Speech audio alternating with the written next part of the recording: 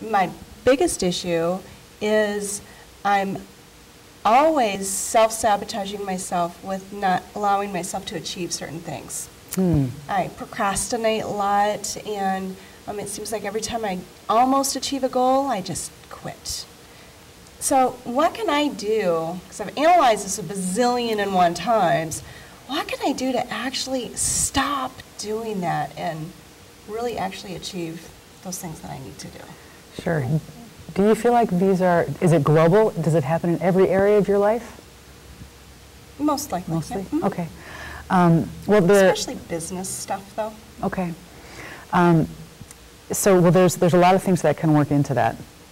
Sometimes people have a really hard time identifying themselves as successful. I can, sorry, Mom and Dad, I'll use myself as an example here. In my family, there was an unwritten rule that you could be successful, or well, you should be successful, but not more successful than Dad. So that was the unwritten expectation.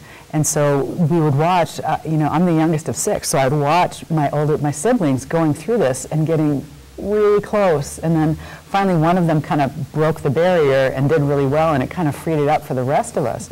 But sometimes we have these really strong unwritten family rules that get in the way. Sometimes we can grow up with kind of what is an imposter complex.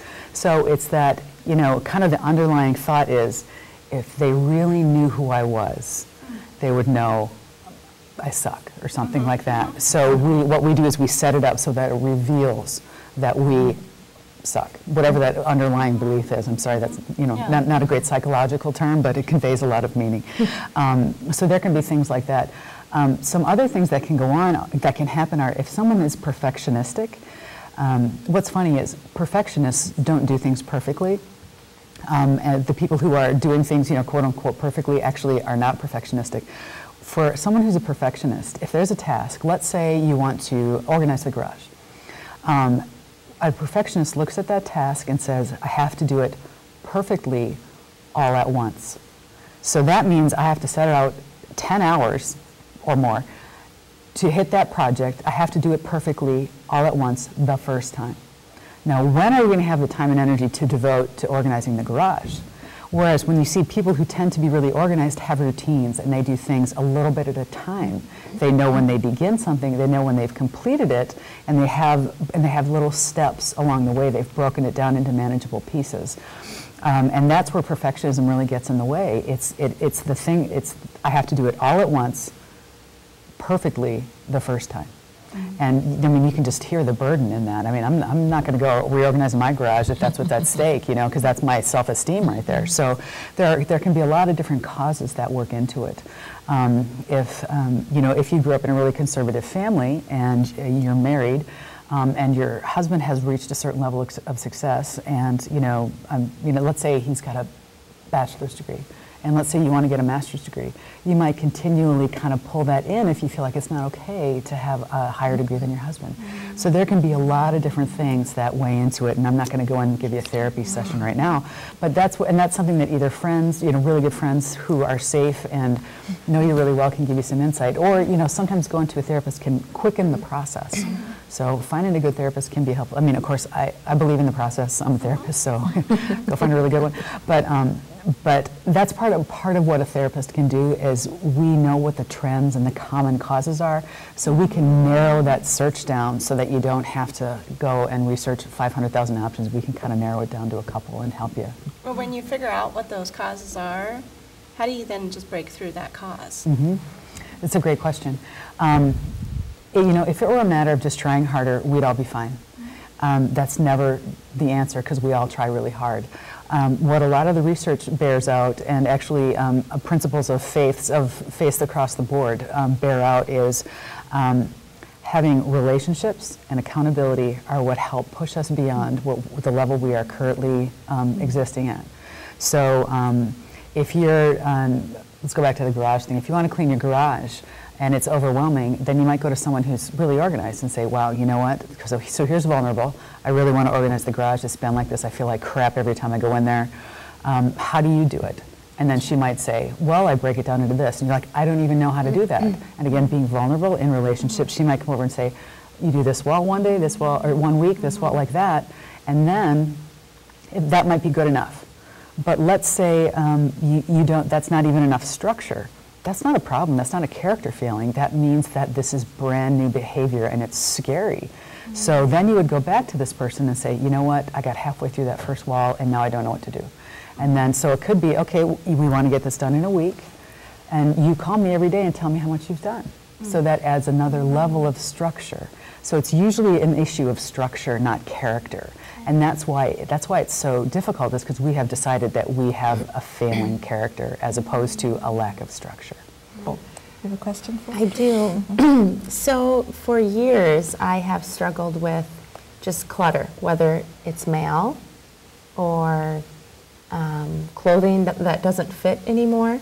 And again, like Dina, I've analyzed it a million times, and I don't know, when I grew up, I grew up in a home where we didn't have a lot of money. We got a lot of hand-me-downs, drank the powdered milk and all of that.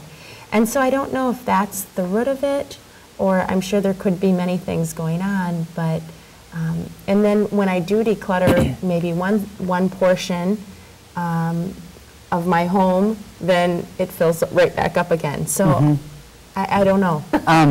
You know, first of all, I just hope you don't think that you're alone in that. It's really common, and people don't talk about it because they feel so much shame about it. But you know, one thing that can be that is common for some people. I certainly wouldn't say over 50%, but you know, you mentioned not having a lot growing up, and you know, we see that a lot in our parents, if they might have grown up in the Depression, how they just kind of tend to hoard things because they're afraid they have a period of time when they won't have. And so sometimes that can feed a little bit of it. Sometimes that might be the beginning, but then the clutter tends to kind of it's like bunnies, and it just kind of tends to multiply, and it almost feeds itself. And so it's been my experience in working with people that one of the things that's often at the bottom is a fear that either I won't be able to take care of myself or no one will take care of me. Because when we're keeping this stuff, especially if it's things, it's, for one thing, we've assigned emotional meaning to an inanimate object. And that's something to take a look at. If it's like clothes and, you know, 500 jars of mayo when it goes on sale or whatever, which my mom does, then that's often that kind of either I'm afraid I won't take care of myself, or I'm afraid nobody will be there, so I have to take care of myself. I'll be the only one. So those can be some emotional things that are going on. When it's assigning emotional value to something that's an inanimate object, a lot of times what it is it takes layers. Like you might go through, and instead of like, again, cluttering also has, it's kind of that funny perfectionistic thing where it has to be all at once perfectly the first time done. And so to start to attack it is overwhelming. It's, you know, okay, well, I'm sitting here stressing out and I can make dinner because I know that they need dinner, and that's something I can do. So we can find something else that we know has to be done. It's very justifiable and manageable. But a lot of times what people do is they find that if they might do one round in a room, like never try to do your whole house at once because holy cow. But you know, so you might find an area, even if it's just like the entryway that tends to be cluttered, you'll go through and you know, it's generally throw away, keep, or give away. And you might go through and just have a couple of things in each area. But after you do that, and then you go back the next week. Is it one big area of keep? Well, you have to put some in But sometimes if you think in terms of, oh, this is really cool, I think my friend would like this, it's easier to do that than to say, okay, I'm going to donate to the Goodwill of the Salvation Army, because we feel like we're giving something of value to a friend or a loved one. So sometimes we can start giving in that way. But like you'll do the first round of that, and then it's like, wow, that was really hard. But then let's say you come back 2 weeks later after you've kept that area, you haven't added more clutter, then you'd be like, oh, you know what, I really don't actually look at that centerpiece anymore. In fact, it's really dusty and I really don't like it.